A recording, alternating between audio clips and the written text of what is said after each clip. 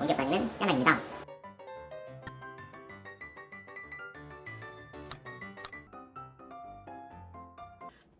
안녕하세요. 공기업 다니는 까망입니다. 여러분 최근에 발전 공기업 공채가 하나 떴죠?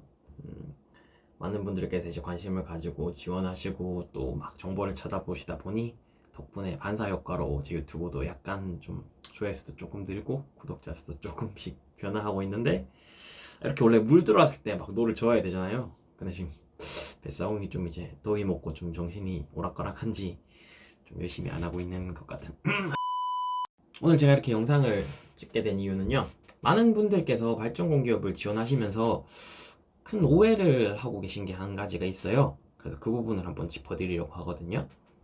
그리고 이거 같은 경우는 정말 자소서 쓰실 때, 그리고 더 나아가서 면접에서도 확실히 도움이 될 것 같으니까 영상 끝까지 시청해주시고 구독과 좋아요도 부탁드리겠습니다. 뿅. 발전 공기업 지원하시는 분들이 가장 많이 하는 오해, 바로 신재생 에너지에 대한 스탠스입니다. 많은 분들께서 뉴스나 뭐 인터넷 기사 혹은 뭐 많은 언론들에서 신재생 에너지가 정말 중요하다, 석탄 화력을 이제 정지하고 신재생 에너지를 가야 한다, 이런 되게 많은 이슈도 듣고 정보도 듣고, 그렇기 때문에 발전 공기업을 준비할 때는 신재생 에너지가 제일 중요한 거구나, 이렇게 생각을 많이 하시거든요. 그러다 보니 정말 열에 아홉, 아니 거의 뭐 10명 중에 10명은 모두 자소서를 쓸 때 혹은 면접을 준비할 때 신재생 에너지 또는 뭐 탄소 중립 같은 소재를 바탕으로 그것에 무조건 받쳐서 준비를 하시는 것 같아요. 물론 맞습니다. 그런 스탠스도 좋아요. 최근 산업 동향이나 이슈 같은 것을 체크하고 그것에 발맞춰서 준비를 한다는 것, 정말 좋은 준비 자세인데요. 그리고 실제로 발전 공기업이 나아가야 되는 방향이기도 하고,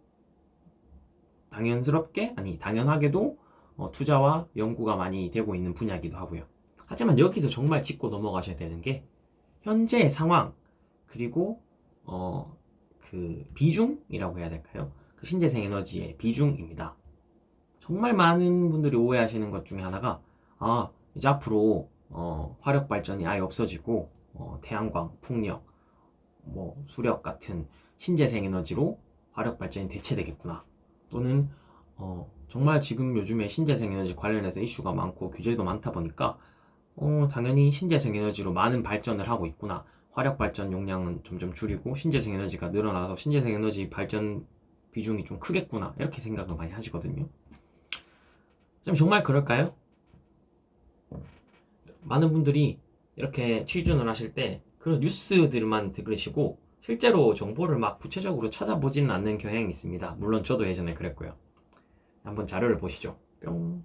네, 이 자료는 이 나라 지표라고 국정 모니터링 지표인데요. 산업통상자원부에서 이제 가져온 자료고, 여기 자료를 보시면 전체 에너지원별 발전량 현황입니다. 저게 다 뭐 다른 거 뭐 발전량 이런 것까지는 다 알 필요 없고요.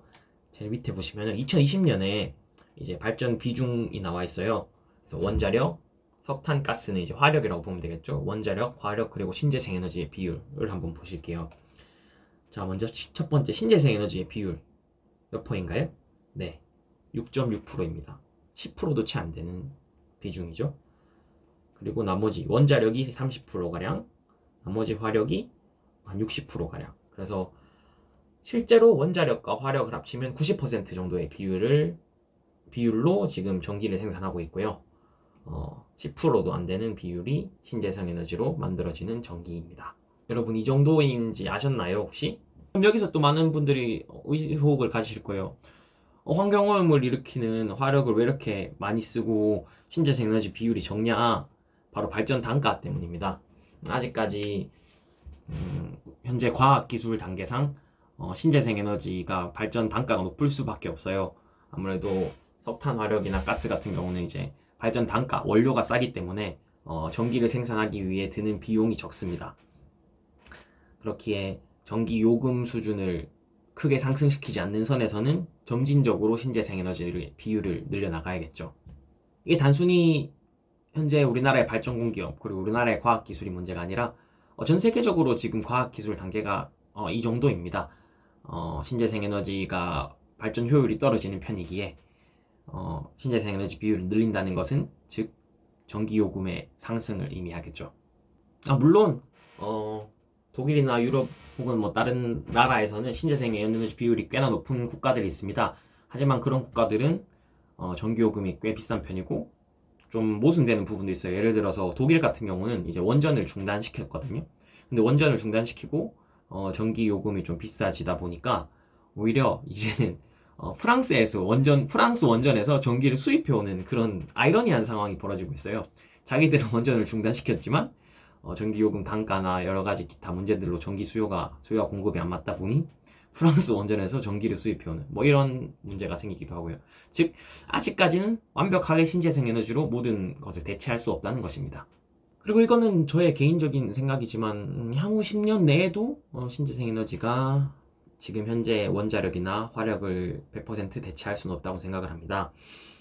다만 환경적인 측면이나 여러 가지를 고려해 봤을 때 점점 석탄 화력 중심에서 환경오염을 덜 시키는 그나마 좀 더 친환경적인 복합 화력, 천연가스, LNG 등을 사용하면서 그 부담을 줄여야겠죠. 하지만 어쨌든 복합 화력, 친환경 LNG 역시 화력 발전이면은 틀림이 없습니다. 즉 향후 10년 이내에도 발전 공기업의 메인은 신재생 에너지가 아니라 화력 발전이라는 거죠. 물론 큰 틀에서 보면은 LNG, 천연가스 같은 경우는 신재생 에너지에 속하기도 합니다.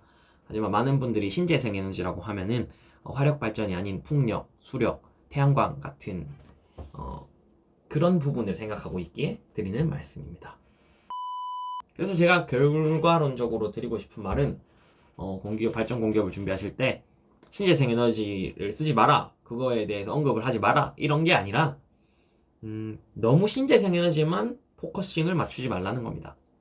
요즘 많은 언론이나 기타 여러 곳에서 신재생에너지가 모든 환경 문제를 해결할 최고의 해결책인 양 정말 각광을 받고 있잖아요. 하지만 사실 뭐 태양광 발전이 오히려 더 환경 오염시킨다, 뭐 이런 발전 단가가 더 비싸다 같은 아직 현실적인 문제들이 꽤나 많이 있습니다.